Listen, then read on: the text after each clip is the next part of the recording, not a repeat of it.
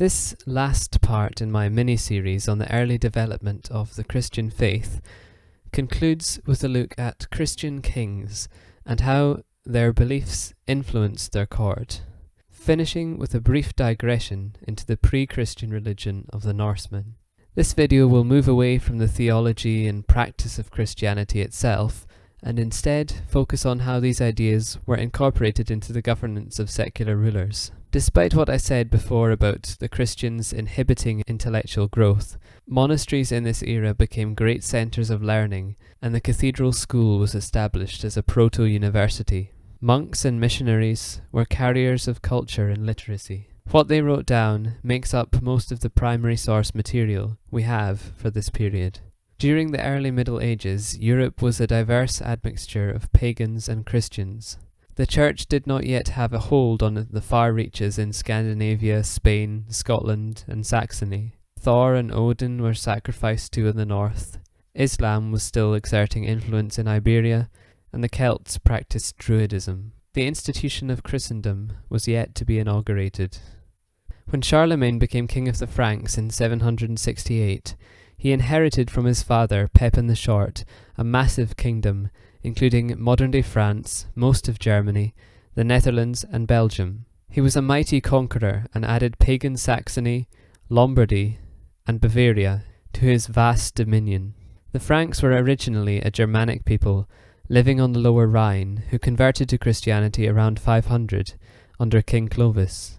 Under Charlemagne, they won such prestige that when Pope Leo III fled capture in 798-9, he sought refuge at his court, and the following year he was crowned as the first Holy Roman Emperor.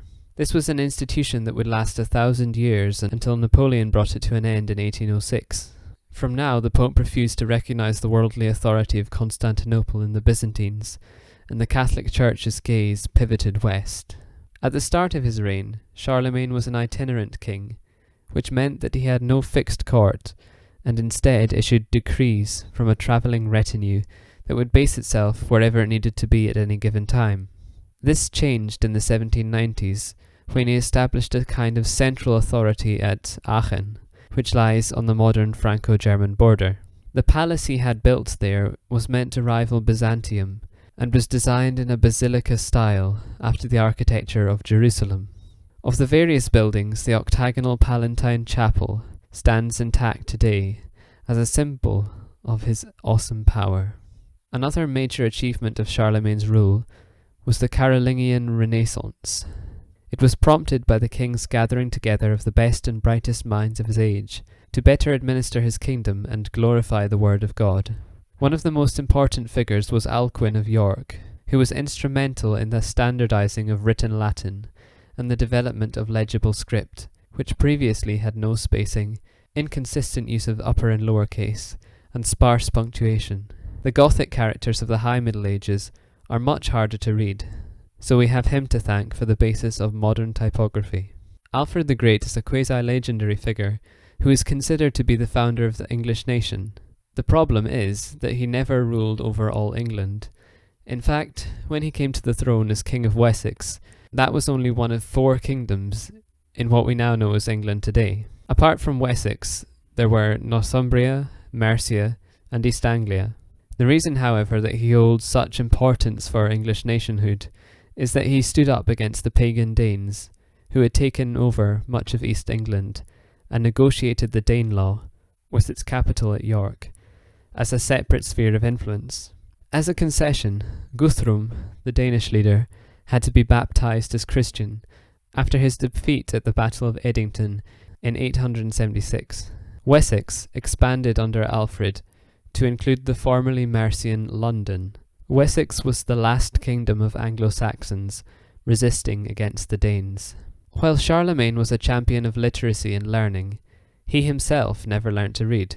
By contrast, Alfred was accomplished in Old English and Latin, and was the first to prefer the former for writing down law and documents that were important for everyone to be able to understand, such as land deeds. Wessex fascinated J.R.R. Tolkien, author of The Lord of the Rings, and it is the name for writer Thomas Hardy's fictionalised England. The early history of Scotland as a nation is deeply tied to that of Ireland.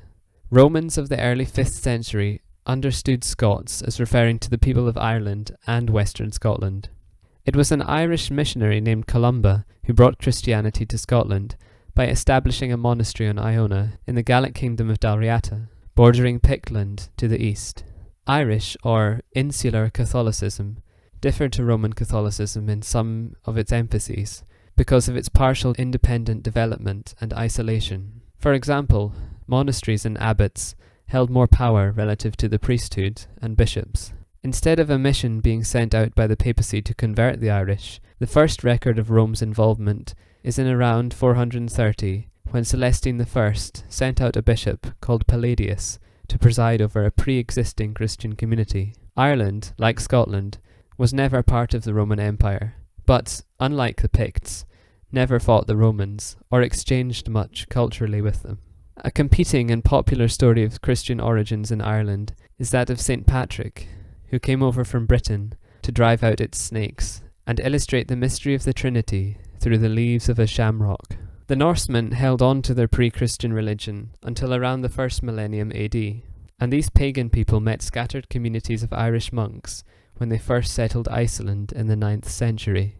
We know about their cosmology through the poetic and prose Edda, but surprisingly little about their religious practice. Adam of Bremen describes a temple at Uppsala as containing the 3 statues of Thor, Odin, and Freya. It is thought that sacrifice played an important role in Norse belief, alongside the eating of horse meat, which was a concession in the negotiated conversion of Iceland, and Tacitus describes fertility rites.